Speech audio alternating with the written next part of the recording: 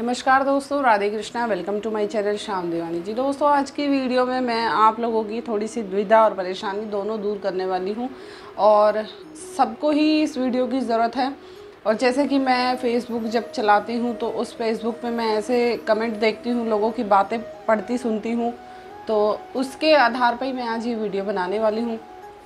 जी हाँ, वीडियो है पीरियड्स के ऊपर। पीरियड्स सभी को होते हैं और पीरियड्स के ऊपर वीडियो ये है कि जैसे हम सेवा पूजा करते हैं तो कुछ लोगों का ये सवाल होता है कि पीरियड्स के टाइम पे मैं तो लड्डू गोपाल जी की सेवा कर देती हूँ। मैंने ये कमेंट्स क्वेश्चन पढ़े हैं फेसबुक पे कि मैं तो सेवा कर देती हूँ, मैंने बच्चा माना, मैंने अपना बेटा बनाया, तो जैसे हम अपने बच्चे की करते हैं। अरे ठीक है, ये बात ठीक है आपकी कि आपने जैसे उनको बच्चा माना, बेटा माना, लेकिन दूसरी बात मैं आपको ये बोलना चाहूँगी कि आप बच्चा मानो, बेटा मानो, भाई मानो, दोस्त बनाओ, भगवान मानो, कुछ भी मानो, पीरियड्स में आप सेवा नहीं कर सकते क्योंकि वो है तो भगवान ही। ठीक है, तो पीरियड्स में आप बिल्कुल भी सेवा नहीं कर सकते, गलत है। कुछ लोग वहाँ पर कमेंट करें, एक जनी ने कमेंट डाला कि अगर पीरियड्स आ जाते हैं तो किस तरीके से सेवा करें। तो नीचे कमेंट डाले हुए हैं लोगों ने कि मैं तो अपना बच्चा मानती हूँ तो मैं सेवा करती हूँ। तो कुछ लोगों ने कहा मैं वहम नहीं करती, मैं तो कर देती हूँ सेवा पे पूजा। लेकिन ये चीज़ देखो गलत है सबके साथ ये, लेकिन ये चीज़ गलत है। आपको उन दिनों में पूजा सेवा नहीं करनी चाहिए भगवान की, कम से कम 1 हफ्ता तो नहीं करनी चाहिए। ठीक है, और दूसरी बात ये है कि अगर जैसे आपके घर में कोई भी नहीं है सेवा पूजा करने वाला, सबसे पहली बात तो ये कि अगर आपके घर में कोई भी है, हस्बैंड है, बच्चे हैं, तो आप उनसे सेवा पूजा करा सकते हैं। तो आपको वहाँ मंदिर में जाने की ज़रूरत नहीं पड़ेगी। तो इन दिनों में वैसे भी रेस्ट के दिन ये बनाए हुए हैं महिलाओं के लिए, तो आप पूजा से थोड़ा सा दूर ही रहें।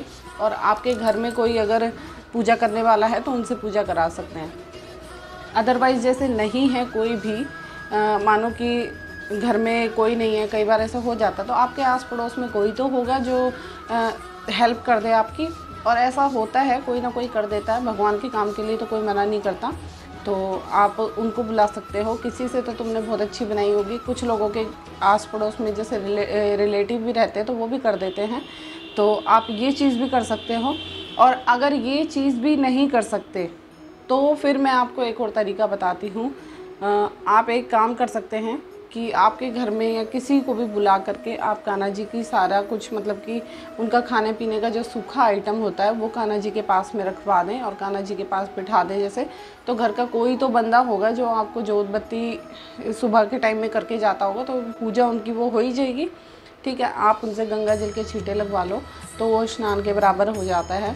और बाकी सूखा जो भी आइटम होता है वो सारा सूखा आइटम आप भगवान के पास रखवा दीजिए। ठीक है, तो वो जब उनका भोग लगाने का टाइम हो तो आप उनसे हाथ जोड़ के कहें कि कान्हा जी भोग लगाएं। तो इस तरीके से आप ये पूजा कर सकते हैं। लेकिन उन दिनों में लड्डू गोपाल जी को हाथ ना लगाएं। लड्डू गोपाल जी भगवान हैं और उनके साथ ये खिलवाड़ ना करें। और एक और तरीका, अगर ये तरीके भी नहीं हो सकते तो एक तरीका और बता देती हूँ मैं आपको। जैसे ये भगवान है और थोड़ी दूर पे, ठीक है, आप मंदिर में बिल्कुल नहीं जाएं, मंदिर से थोड़ी दूर पे आप अपने हाथ से दूध या वगैरह कुछ भी, वो भी सिर धोने के बाद, जब आप सिर धो लें और सिर धोने के बाद, स्नान करने के बाद जब आप थोड़े शुद्ध हो जाएं तो आप दूर से उनको भोग रख के चले जाएं, लेकिन भगवान के पास बिल्कुल ना जाएं।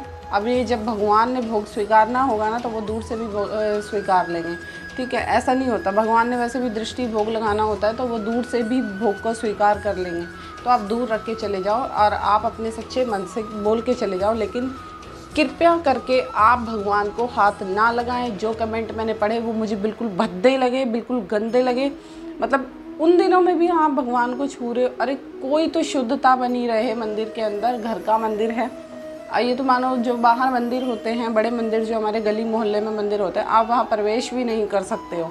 घर जो मंदिर का गेट होता है वहाँ प्रवेश भी नहीं कर सकते हो। लेकिन जो घर का मंदिर होता है, अब जैसे मानो हमारा कमरा है, लेकिन हम जैसे घूमते भी रहते हैं, लेकिन आप इतनी तो दूरी बना के रखो ना भगवान से, कम से कम उनको छुओ मत, मंदिर से थोड़ा सा दूर रहो। इतनी तो दूरी बना के आपको रखनी ही पड़ेगी। बाकी आपको जो ठीक लगता है वो करो, लेकिन ये चीज़ है तो गलत बिल्कुल। जो मुझे ठीक लगा वो मैंने बोल दिया आप लोगों को।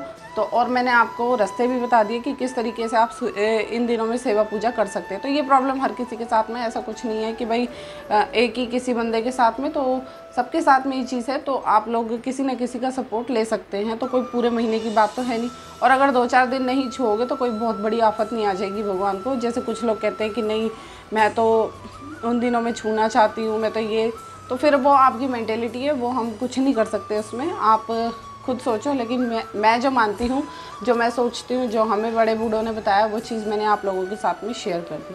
तो दोस्तों, अगर वीडियो पसंद आई हो तो प्लीज़ लाइक शेयर ज़रूर कीजिएगा और कमेंट बॉक्स में कमेंट ज़रूर कीजिएगा।